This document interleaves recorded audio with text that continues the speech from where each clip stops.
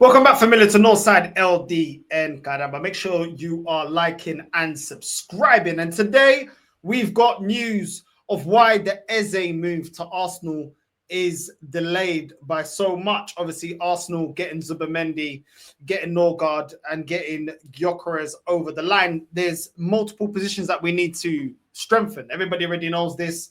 Multiple positions that we need to strengthen. The number 10 is one that I definitely feel like we need to strengthen. And Eze has seemed to be the player that we're looking in to get. Now, the delay with Eze, I'm seeing reports that Eze has not signed for Arsenal because Arsenal are trying to restructure the deal so that we can pay the asking fee, which is £68 million in 3 installments. They want to be paying it in 3 installments plus add-ons. So we're trying to restructure the deal a lot like the way that Man United are trying to restructure the deal for Mbeumo. And Mbeumo already made it clear that he wants to move to Man United. We showed interest. He said he wants to go to Man United. It is what it is. But Man United, obviously, because of the financial situation that they're in, they're trying to restructure the deal. That's why that's delayed so much. But it's the same with Arsenal with Eze. Obviously, Kepa was only 5 million. Norgard didn't break the bank, but we've already bought Zubimendi, trying to get Gyökeres over the line as well. We know that Arsenal right now can spend 100 million, and then we're hitting FFP, PSR. So this is why we need to restructure the deal. For me, to make this deal happen and to speed it up, we need to sell properly. The thing that's been holding us back is the fact that we've got too many players on wages that is clearly holding us back. So listen, I'm just saying this now. We need to sell properly. It's great that we're buying good players. I think Zubimendi was a good buy. I'm very happy with Gyökeres. That was definitely the signing I won. I'm not angry that we're delaying it as long as we end up getting the right player. I do think things in the window can change very, very fast. When you're delaying these moves very quickly, you allow other teams to get into the race. If they fall short of their targets, if they don't manage to get a certain player, then they, may have a player like Eze on a short list. We know that Spurs are interested, and we need to be proactive. Let's just be real. We need to be proactive. We have to move fast. To be honest, let's be completely honest. We should have already been selling players in January. The club itself, before putting out the reports, they would have known the situation we're in financially, especially what the finances were looking like after we bought Calafiori and Moreno, knowing that we're going to get Berta in and he's going to want to bring players that he believes is going to boost the team. We should have already been moving on certain players. Zinchenko, that no longer can get into the team. I know he's on 150k a week, but we should be able to sell him. He is Ukrainian international. A lot of people like talking about players' international caps. Use that to your advantage. We need to use everything to our advantage. AC Milan didn't want to buy him. Dortmund as well said that the wages are too high if you believe the reports. We need to move this player off the wage bill. Zinchenko is not going to get in over Calafiori. He's not going to get in over Skelly. He's not going to get in over Timber on that left-hand side. So he has no future left at this team. He could play as a number 10, but he's not going to get any opportunities as a number 10. We know Odegaard started. Ethan, if he signs the new contract, which I do expect him to get the new contract, I know he's waiting on certain reassurances. I don't see Zinchenko getting any minutes in that number 10 role. Last season was playing Ethan in the Carabao Cup and the FA Cup in the 10. Odegaard already plays there in the Champions League and in the Prem. I don't see him getting any minutes. And if we get Eze in as well, he's even further down the pecking order to play as a 10. So I don't see any possibility of him getting any minutes in this team. So we need to move him on. Martinelli's another one. There was reports about Saudi. That was scrapped yesterday. I saw reports saying that Fabrizio saying that he was never linked to a team in Saudi. So that got scrapped. So it's one of those ones where Martinelli, his wages are holding us back as well. And we should have already been working on deals. We should have already been working on teams that were going to take these players and get them off the wages. I'm not expecting big transfer fees because of the wages don't match the quality of the players. Zinchenko isn't worth 150 a week. Martinelli isn't worth 180 a week. If we get 45 million for Martinelli, I'm calm with that. We get 45 million for Martinelli, I think that's fine. You look at the Garnacho situation, they were trying to hold out for 70 M's. It didn't work out. Martinelli's on higher wages than Garnacho. Both of them is much of a muchness. I don't think they're all that. I think they're both players that just are not, they don't they're not worth the hype at times that's behind their fanboys, the way they try to hype them up. I just don't think they're good enough, to be honest. But it is what it is. Some people like Garnacho and Martinelli. I'm not one of them, not big fans. Garnacho, I think he's on what, 50,000 a week, something like that. Martinelli's on 180. Man United weren't getting 70 million for Garnacho. Arsenal weren't getting 60, 70 for Martinelli. Martinelli's been trash for the last 2 years. I don't see that happening. So 45 mil, if we can get 45 M's or 30 plus add-ons for Martinelli, it is what it is. If we can get at least 20 million for Zinchenko, it is what it is. All of a sudden, we've got 60 M's. 60 M's, you can go get a Lookman. 60 M's, you can go and try and get Mbeumo over the line. Or 60 M's basically plays for Eze, which is why I'm saying utilize the players that we can sell. Yes, it's not massive wages. We don't have massive assets that we're willing to sell at the moment. A lot of the players that ain't good enough, they're not good enough. We also got Lokonga and Fabi Vieira. Fabi Vieira we bought for 30 M's. We could try to sell him back to Portugal, 15 million plus add-ons. That would take it to about 75 million. Do you know what I mean? This is how we should be moving. Then you sell Lokonga for 10. All of a sudden, you've got 85 million. This is how we got to move, because we need to bring some value out of these players that are not good enough and are not bringing anything to the team. So, you know, if we can restructure, you know, the Eze deal, we got the money down to go and get an Mbeumo or get a Lookman. All of a sudden, our attack is looking way better. Way better. It speeds up the Eze deal. It speeds up, you know what I'm saying? It speeds up getting Lookman, and that's what we need. Our attack is incomplete. When Odegaard isn't performing, we don't have a number 10 that can rival him, because he doesn't give enough minutes to Ethan. Obviously, Ethan now is under contract, trying to rejig his situation at Arsenal. He wants, obviously, certain reassurances, and I don't blame him. He's scored enough goals. He's performed in limited times, in limited minutes that was given to him off the bench. He performed in the cups. He completely has the right to want more minutes. Football doesn't matter about age. If you're performing, you're performing. Lamine Yamal performs for Barcelona because he performs.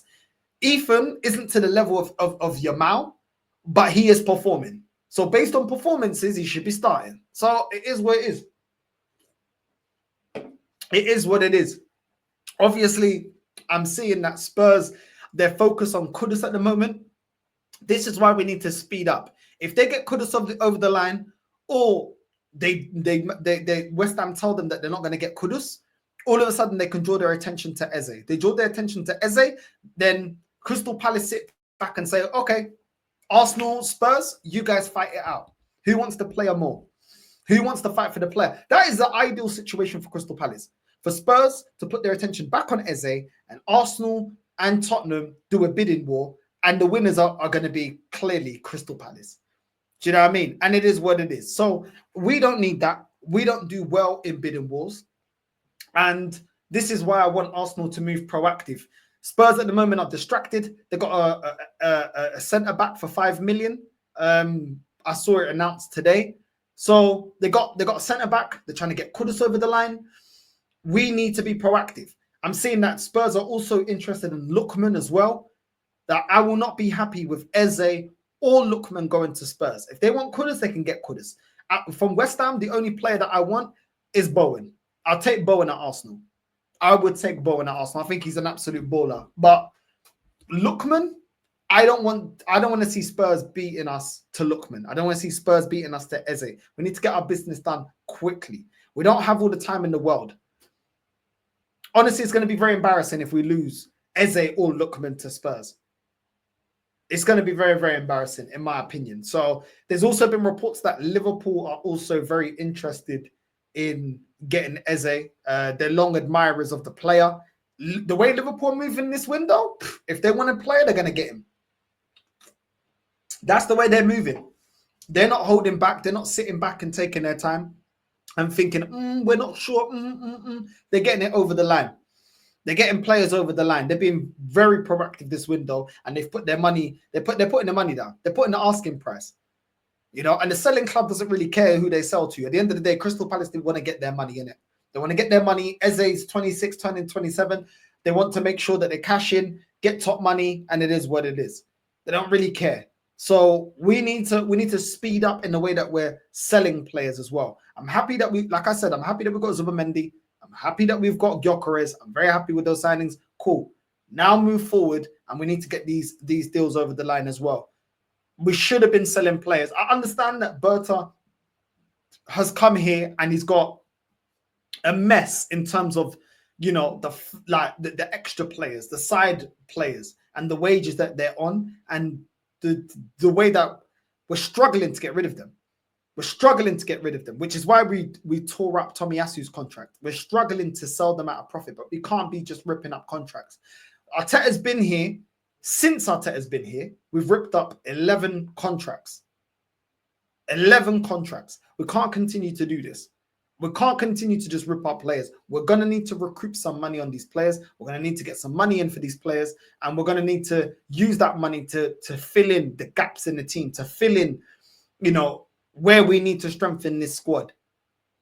And listen, Arteta should be held accountable, because the fact that our strike force is in this position is because of him. The fact that we don't have a left winger that's holding down that spot is because of him. I saw reports about we may be looking to sell Trossard for about 17 million. We bought him for 20 million. Why can't we even bare minimum break even?